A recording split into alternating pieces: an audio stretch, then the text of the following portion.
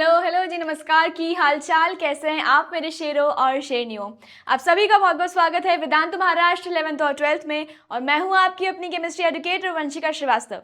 तो मेरे प्यारे शेरों, ऑर्गेनिक केमिस्ट्री में सबसे इंपॉर्टेंट चीज़ क्या है मैम? Name reactions. क्योंकि भाई अगर आपको नेम रिएक्शंस आ गई ना तो आप कोई भी कन्वर्जन कर सकते हो, कोई भी अगर आपको कंप्लीट रिएक्शन आया तो आप वो कर सकते हो। आपको क्या पता होना चाहिए उसके लिए? रिएक्टेंट, रीएजेंट और प्रोडक्ट। ठीक है, तो ये तीन चीज़ अगर आपको पता है और रिएक्शन का नाम पता है तो फिर तो बल्ले बल्ले है, क्योंकि फिर आपकी जो ऑर्गेनिक केमिस्ट्री है ना, मान लो कि 50% खत्म, एकदम 50% आपकी ऑर्गेनिक केमिस्ट्री डन है। ठीक है, तो यहाँ पे मैं आपको चैप्टर वाइज ऑर्गेनिक केमिस्ट्री के जो चैप्टर्स है ना उसकी नेम रिएक्शंस बताने वाली हूँ। मतलब हर चैप्टर में कौन कौन सी नेम रिएक्शंस इंपॉर्टेंट है वो बताऊंगी, और इसके बाद एक बहुत बढ़िया सा और बड़ा सा वन शॉट आने वाला है किसका? Name reaction. क्या ये सारी नेम रिएक्शंस मैं आपको डिटेल में समझाऊंगी उसमें। तो पहले अपन एक शॉर्ट वीडियो बनाते हैं, शॉर्ट वीडियो देख लेते हैं किसके लिए? चैप्टर वाइज नेम रिएक्शंस की। ठीक है, तो अगर मैं क्लास 11th की बात करूं तो क्लास 11th में चैप्टर है some basic principles and techniques. ठीक है, ऑर्गेनिक केमिस्ट्री का जो चैप्टर है आपका some basic principles and techniques, उसमें जो आपकी नेम रिएक्शन है दैट इज कोलबेज डीकार्बोक्सिलेशन, ठीक है, हिंसबर्ग टेस्ट है, कार्बेलामाइन टेस्ट है और मिलर्स एक्सपेरिमेंट है। ये चार आपकी रिएक्शंस है, ये चार ऐसे रिएक्शंस है जो कि पूछी जा सकती हैं या फिर इनमें से कोई क्वेश्चंस घुमा फिरा के पूछ सकते हैं। इसके बाद अगर मैं बात करूंगी हाइड्रोकार्बन की, जो कि आपका क्लास 11th का चैप्टर है बेटा, तो ये chapter number 1 some basic principles and techniques and hydrocarbons, ये दोनों ही क्लास 11th ऑर्गेनिक केमिस्ट्री के चैप्टर्स हैं। क्योंकि आपके सीईटी में 11th का पोर्शन आता है 20% और 12th का आता है 80%, इसीलिए मैंने यहाँ पे 11th की नेम रिएक्शंस भी मेंशन करी हैं। तो यहाँ देखो, हाइड्रोकार्बन की अगर मैं बात करूँ तो Wurtz reaction, Wurtz Fittig reaction, Kolbe's electrolysis, decarboxylation, dehydrogenation, hydration of alkynes, hydroboration oxidation, ozonolysis and Diels Alder's reaction. तो ये सारी रिएक्शंस ऐसी हैं जो कि आपकी सीईटी के एग्जाम में कहीं ना कहीं कैसे ना कैसे करके एग्जामिनर पूछ सकता है, पूछ लेगा। ठीक है, अब आ जाते हैं हमारे क्लास 12th में। तो क्लास 12th में सबसे पहला चैप्टर है haloalkanes and haloarenes, मतलब कि आपका हेलोजन डेरिवेटिव। तो उसमें Finkelstein reaction, Swarts reaction, Wurtz reaction, Sandmeyer's reaction, Gattermann and Gattermann Koch reaction, ये सारी रिएक्शंस इंपॉर्टेंट हैं। इसके बाद अगर मैं बात करूं अल्कोहल, फिनॉल्स एंड ईथर्स की, तो Williamson synthesis, Lucas test, Zeisel's method, Reimer Tiemann reaction, Kolbe's Schmitt reaction. इसके बाद एल्डिहाइड कीटोन्स की बात करते हैं तो Rosenmund, Clemmensen reduction, Wolff Kishner, Cannizzaro, aldol condensation, इसके बाद क्रॉस एल्डोल भी इसी में आता है। ठीक है, फिर पर्किंस रिएक्शन, हेल-वोल्हार्ट-जेलिंस्की, मतलब इसको HVZ रिएक्शन भी बोलते हैं हम, decarboxylation, Reformatsky reaction and Schmidt reaction. तो ये सारी 10 reactions are from aldehydes and ketones जो कि इंपॉर्टेंट है। ठीक है, अब एमाइंस की बात करते हैं तो गैब्रियल थैलामाइड सिंथेसिस आएगा आपका, कार्बेलामाइन रिएक्शन, हॉफमैन ब्रोमोमाइड डिग्रेडेशन, डायएजोडाइजेशन बहुत ज़्यादा इंपॉर्टेंट है क्योंकि इससे फर्दर हम दूसरा नया प्रोडक्ट बना सकते हैं, तो ये बहुत इंपॉर्टेंट है। सेलमेयर्स रिएक्शन एंड गेटरमैन रिएक्शन। ठीक है, अब बायोमोलिक्यूल्स की बात करते हैं तो एस्ट्रिफिकेशन, सपोनिफिकेशन, पेप्टाइड लिंकेज, कौन सी लिंकेज होती है अगर दो मॉलिक्यूल्स मिलते हैं, तो हमने पढ़ा था, हम पढ़ेंगे मतलब कि कार्बोक्सिलिक एसिड अगर बनता है या फिर आपका प्रोटीन बन रहा है, कार्बोहाइड्रेट्स, उसमें कौन कौन सी लिंकेजेस होती हैं वो अपन पढ़ेंगे। ठीक है, टॉलेंस टेस्ट, आइडोफॉर्म टेस्ट, इसमें aldehyde ketones and carboxylic acid में आपका फेलिंग्स टेस्ट और टॉलेंस टेस्ट भी बहुत ज़्यादा इंपॉर्टेंट है।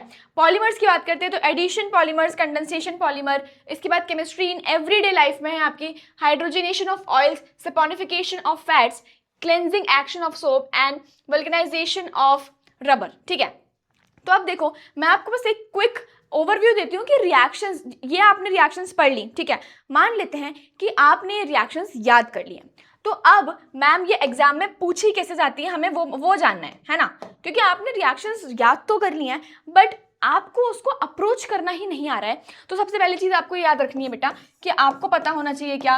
रिएक्टेंट। ठीक है, रिएक्टेंट आपको पता होना चाहिए। उसके बाद आपको पता होना चाहिए क्या? रिएजेंट, क्या रिएजेंट यूज हो रहा है, और उसके बाद प्रोडक्ट क्या बन रहा है। ठीक है, इसके नाम पता होने चाहिए, common names and IUPAC name दोनों। कॉमन नेम, ठीक है, क्या कॉमन नेम है सबका, तीनों का क्या कॉमन नेम है, और IUPAC नेम है अगर तो वो। ठीक है, तो ये तीनों चीजें आपको पता होनी चाहिए। इसके बाद अगर मैं बात करूं दूसरी चीज की, तो बेटा आपको एग्जाम में आ सकता है कंप्लीट द रिएक्शन में के फॉर्म में, कंप्लीट द रिएक्शन, ठीक है, इस फॉर्म में आपको पूछ सकते हैं, या फिर आपको कन्वर्जन के फॉर्म में पूछ सकते हैं कि कन्वर्ट करना है, मान लेते हैं कन्वर्ट करना है आपको, एग्जाम्पल बताती हूँ मैं आपको, कन्वर्ट करना है एनिलीन, ठीक है, एग्जाम में बोला है convert aniline to chlorobenzene, convert aniline to chlorobenzene, तो ये आ जाएगा आपको। कौन सी नेम रिएक्शन है मुझे कमेंट करके बता देना कि ये कौन सी नेम रिएक्शन है, ठीक है। उसके बाद नेक्स्ट आपको आ सकता है एक फ्लो चार्ट, कि अगर आपको स्टार्टिंग में मान लेते हैं कोई से ऐसे रिएजेंट दे दिया, कोई भी रिएजेंट दे दिया और यहाँ पे ए लिखा है, उसके बाद ये क्या बना है यहाँ पे, फिर ऐसे करके फिर बी, फिर ये क्या बना है, ऐसे करके आपको एक फ्लो चार्ट के फॉर्म में पूछ सकते हैं, ठीक है, एक फ्लो चार्ट के फॉर्म में पूछ सकते हैं कोई भी नेम रिएक्शन। सबसे इंपॉर्टेंट तो आपके लिए कन्वर्जन है, क्योंकि इसको आप स्टार मार्क कर लेंगे, ये सबसे ज़्यादा इंपॉर्टेंट है, ठीक है, ये सबसे ज़्यादा इंपॉर्टेंट है। और मुझे कमेंट डाउन करके बताएंगे कि ये वाला कौन सा नेम रिएक्शन है जो कि आपको यूजुअली सॉरी पूछा जाता है, ठीक है। तो ये था ऑल अबाउट नेम रिएक्शंस। तो यार इसको आप नोट कर लेंगे अपनी कॉपी में, और ये सिर्फ मैंने आपको भी नाम बताए हैं ताकि आपको एक ओवरव्यू लग जाए कि हाँ हमको इतनी सारी रिएक्शंस पढ़नी है। अब आपको याद कैसे करना है इसको, आपको इसको एक पेज पे या कहीं पेपर पे कहीं पे भी अच्छे से लिख लेना है, और जहाँ पे भी पढ़ते हो वहाँ पे इसको पेस्ट कर लेना है।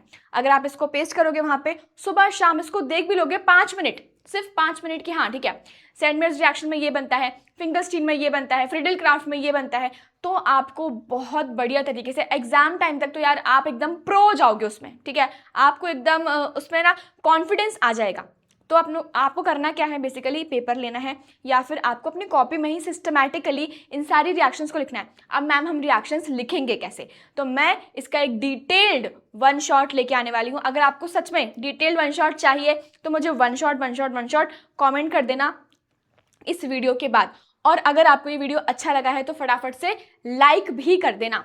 इसी के साथ में अगर आपको बताऊं तो यार क्लास 12th में जो संकल्प बैच चल रहा है बेटा, वो वेदांतु के एप्लीकेशन पे चल रहा है, ठीक है, तो आप वहाँ जाके एनरोल कर लो। वहाँ पे अगर आप एनरोल करते हो तो आपको lecture notes, smart notes, DPPs, assignments, उसके बाद आपको एक्सक्लूसिव टेलीग्राम कम्युनिटीज़ में ऐड किया जाएगा। तो यार ये आपके लिए बहुत ज़्यादा बेनिफिशियल है, और आपको बिल्कुल भी कोई भी फीस पे नहीं करनी है इसके लिए, तो मतलब एकदम ज़ीरो कॉस्ट में आपको ये बैच मिल रहा है। तो संकल्प बैच जो हमारा क्लास 12th वालों के लिए चल रहा है, अभी यूट्यूब पे भी चलता है, लेकिन बेटा आपके वेदांतु के एप्लीकेशन पे भी चल रहा है, तो उसमें आपको काफ़ी सारे फ़ायदे मिलने वाले हैं।